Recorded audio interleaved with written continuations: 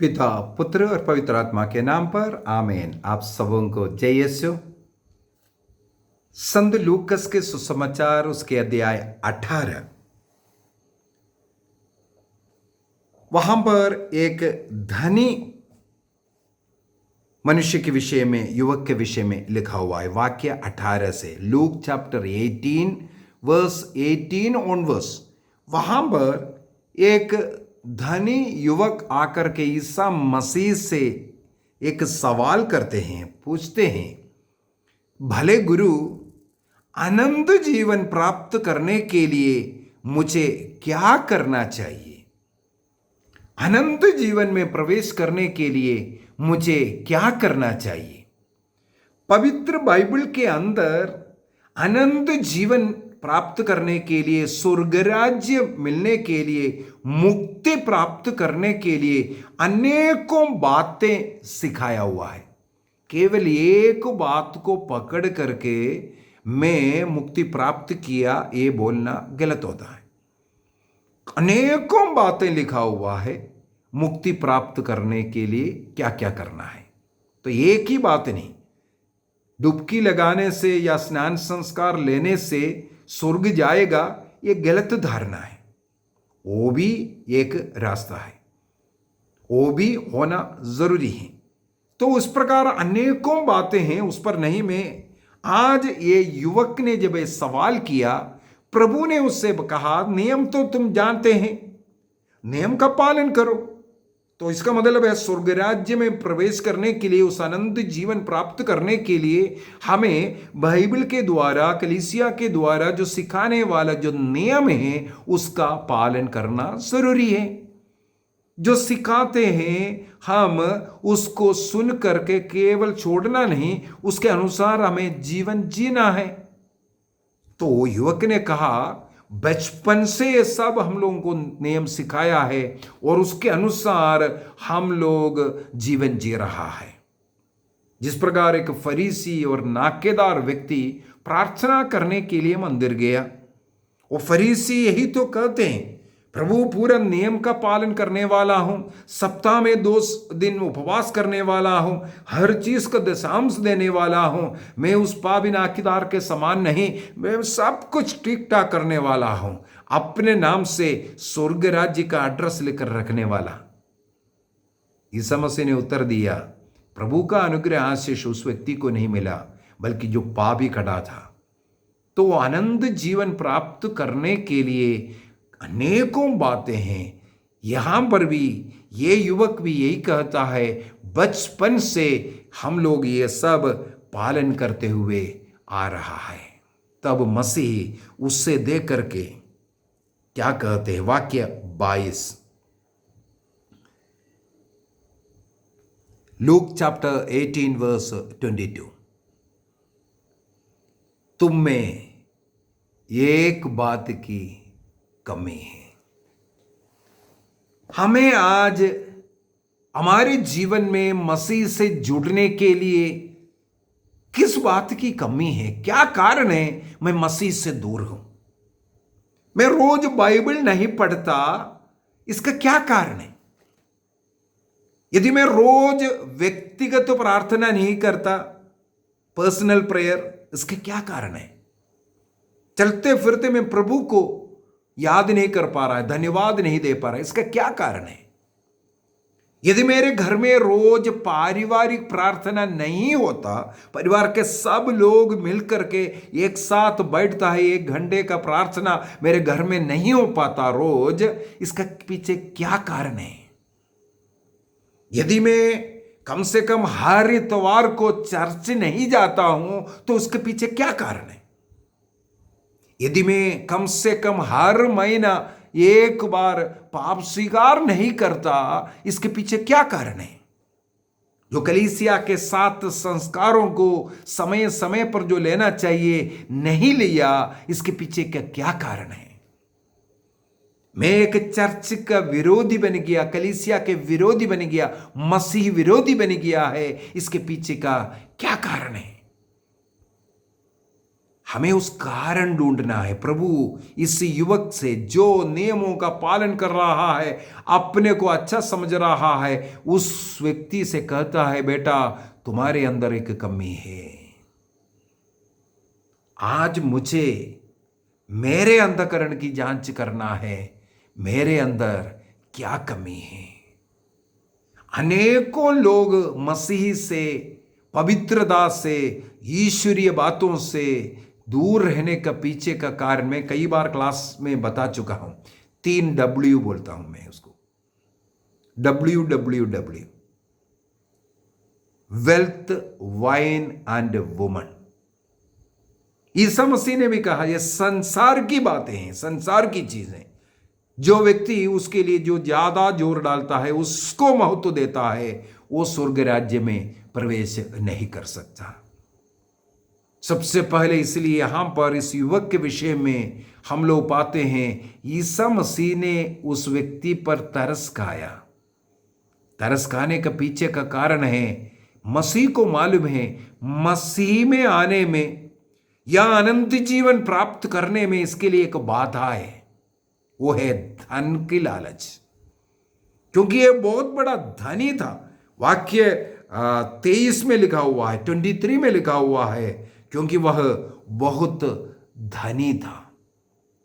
किसी ने मुझसे एक सवाल किया था, इसके बाद जो लिखा हुआ बात है, वाक्य 25 में लिखा हुआ है, ईसा मसीह ने कहा सुई के नाके से होकर ऊंट का निकलना अधिक सहज है, किंतु धनी का ईश्वर के राज्य में प्रवेश करना कठिन है। तो ये वचन डाल करके पूछा, क्या पैसा कमाना, नौकरी करना या बिजनेस करना, क्या ये स्वर्ग राज्य जाने के लिए बाधा है? यहां पर प्रभु ने कहा सुई के नाके से होकर ऊंट को निकलना सहज है करके।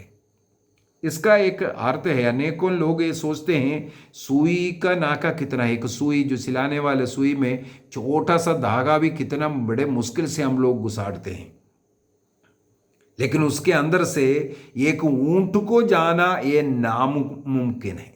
इसका मतलब निचोड़ निकाल देता है। जो पैसा कमाता है या धनी लोग है, वो स्वर्ग में प्रवेश नहीं कर सकता। ऐसा कभी सील नहीं लगाना। मसीह ने जो सुई का नाका कहा, ये यरूशलेम, हमें मालूम है यरूशलेम चारों तरफ दाऊद के द्वारा दीवार बनाया था, और उस गढ़ के अंदर यरूशलेम सुरक्षित रहता था, और बाहर निकलने के लिए कई फाटक बनाया था। उन फाटक में से एक फाटक का नाम था सुई के नाका।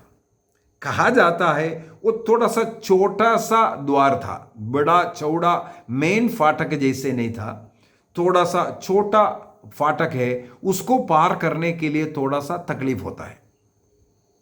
उस फाटक का नाम सुई का नाका था, और वो सुई के नाके होकर के ऊंट भी पार हो सकता है, थोड़ा सा तकलीफ से पार करता है। तो ईसा मसीह ने ये जो कहा सुई के नाके से होकर के ऊंट निकलना अधिक सहज है, लेकिन धनियों को उससे भी ज्यादा तकलीफ हो देने वाला है, क्योंकि वो धन को नहीं छोड़ेगा। महत्व उसको धन को है। तो सुई का नाका आप अर्थ समझ गया मेरे विचार में।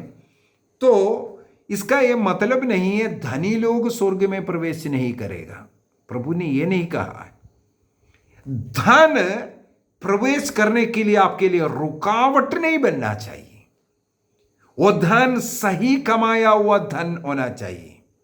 सूक्ति ग्रंथ के अंदर लिखा हुआ है, जो कोई व्यक्ति को ईश्वर धनी बनाता है, ईश्वर ही किसी को धनी बनाता है।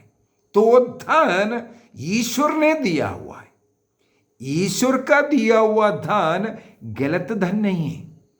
ईश्वर ने आपको जो धन दिया उसका सदुपयोग करना चाहिए। जब आप दुरुपयोग करता है, वो धन आपको नरक भेजेगा, अनंत जीवन में का मार्ग में और रुकावट डालेगा। जो धन आपको मिला है, आप उसका सदुपयोग करता है कि नहीं? कई लोग कमाता है, नौकरी करता है, दिन रात प्रयत्न करता है, इसके बाद वो धन जो मेहनत कर करके जो कमाया है वो घर में परिवार को चलाने के लिए अपने लिए इस्तेमाल करना चाहिए, लेकिन दारू अन्य नशे के ऊपर खर्च करता है। कोई ताश खेल करके अन्य इस प्रकार का खेल कूद के अंदर अपने मनोरंजन के लिए लालच के कारण ये वो धन को नष्ट करता है। यही तो पाप है। गलत तरीके से जो धन कमा रहा है, गलत सूद, इस प्रकार का कई भी बाइबल के अंदर कई ऐसा वचन है जो धन, जो गलत धन हमें दुख कष्ट देता है। ये लिखा हुआ हम लोग पढ़ेंगे प्रवक्ता ग्रंथ, बुक ऑफ सिराक, चैप्टर 21 वाक्य 9, 21:9 के अंदर वहां पर लिखा हुआ है, जो पराये धन से अपना घर बनाता है वह मानो अपने मकबरे के लिए पत्थर बटोरता है। गलत पैसे से घर नहीं बनाना। मैं फौज में था, मैंने कई बार उदाहरण दे चुका है। जो शराब का बोतल फौज में फ्री में मिलता है, इसके बाद रिटायरमेंट के बाद भी मिल रहा है, हम लोग कैंटीन जा करके उसको खरीद सकता है। कई गुना ज्यादा पैसे से बाहर बेचने के लिए भी मिलता है। यदि फौजी आदमी मर जाता है, उनके पत्नी को भी मिल जाएगा। इसका मतलब है पत्नी भी उसको पी लो या बेच दो, है कि नहीं? तो इस प्रकार जो मिलने वाला जो दारू, जो मेरे जैसे अगर पीता नहीं है, क्या करता है? वो बेचता है। बेचने के कारण अन्य लोग उसको खरीदता है बड़े ज्यादा पैसा देकर, और उनका घर बर्बाद हो रहा है। मेरे घर को पैसा ज्यादा मिलने के लिए, मेरे घर को निर्माण करने के लिए मैं किसी के घर को उजाड़ रहा है। इसी को कहते हैं आप अपने घर को मकबरा बना रहा है, मकबरे के लिए पत्थर इकट्ठा कर रहा है। किसी के घर को उजाड़ कर आप आपका घर को निर्माण करना, गलत सूत वसूल करना, ये सब जो है ये बाइबल के अनुसार बहुत गलत बात होता है। सूक्ति ग्रंथ उसके अध्याय 28 का वाक्य 8 में, 15 का 27 में, और निर्गमन ग्रंथ का बहुत ही सुंदर वचन वहां पर मिलेगा, अध्याय 22 वाक्य 24 और अध्याय 23 का वाक्य 8। ऐसे अनेकों जगह है आपको इस प्रकार का गलत पैसा, जैसे सूक्ति ग्रंथ अध्याय 15 का 27 में लिखा है, वो आपको आपके परिवार को संकट में डालेगा। ऐसा गलत जो पैसा है, अनेकों के अच्छे रिश्ता पैसे के कारण दूर हो गया। देखो, यदि वो मित्रता आपको दूर शत्रुता में किया, इसका मतलब पैसा जो बीच में आकर आपका वो दोस्ती टूट गया है, इसका मतलब वो शैतान आया है।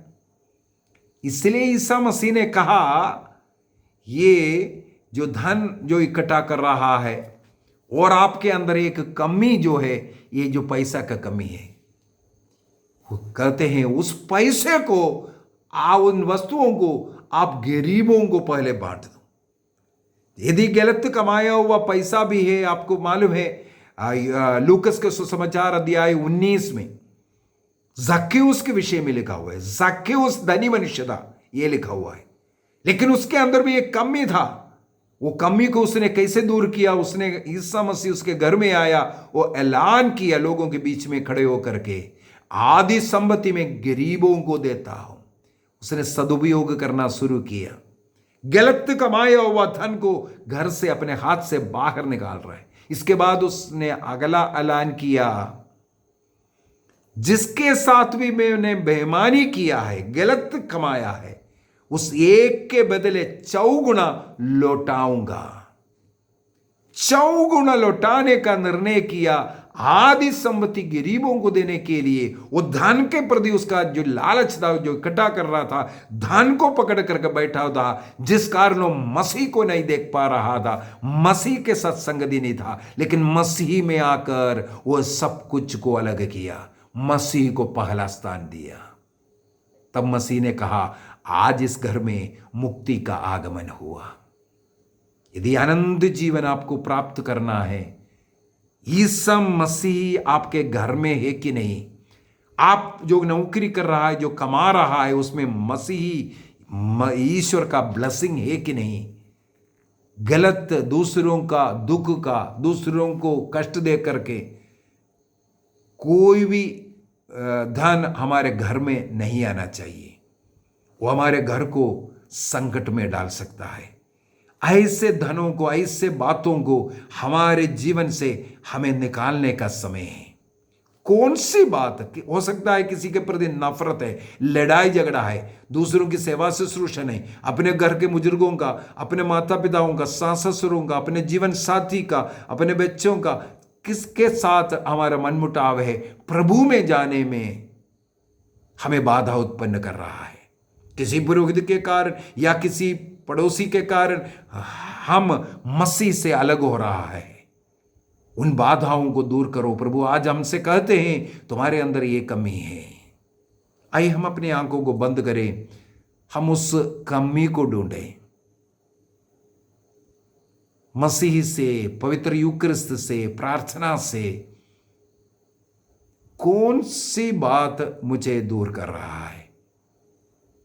किसी अन्य धर्म के लोग से क्यों ना हो, अन्य गुट के लोगों से क्यों ना हो, यदि मेरा हृदय मन उनके खिलाफ है, उन्हें से नफरत करता है, हम मसीह को नफरत कर रहा है, मसीह से दूर है। क्योंकि प्रभु सबों को प्यार करता है। निर्णय कीजिए सबों को आदर सम्मान करने का, सबों के साथ प्रेम से रहने का। प्रभु यीशु मसीह आज मुझसे कहते हैं, तुम्हारे अंदर एक कमी है बेटा, उस कमी को मुझसे निकालना बहुत जरूरी है। निर्णय कीजिए, उन कमियों को मैं दूर निकालूंगा। हम लोग इब्रानियों का पत्र अध्याय 12 वाक्य 15 में लिखा हुआ वचन को याद करें। कोई भी ऐसा व्यक्ति ईश्वर के कृपा से, अनुग्रह से वंचित ना हो। उस स्वर्ग राज्य का अनुग्रह, आशीष से कोई भी व्यक्ति वंचित ना हो। कोई ऐसा कड़वाहट तुम्हारे बीच में है, किसी के प्रति मनमुटाव है, नफरत है, दूसरों के बारे में बुराइयां करते रहता है, ऐसे बुराइयों को निकालें। सबों के साथ प्रेम, आदर, सम्मान के साथ बात करने का निर्णय करें। प्रभु उसके लिए हमें सहायता करें। पिता, पुत्र और पवित्र आत्मा के नाम पर आमीन। आप सबों को जय यीशु।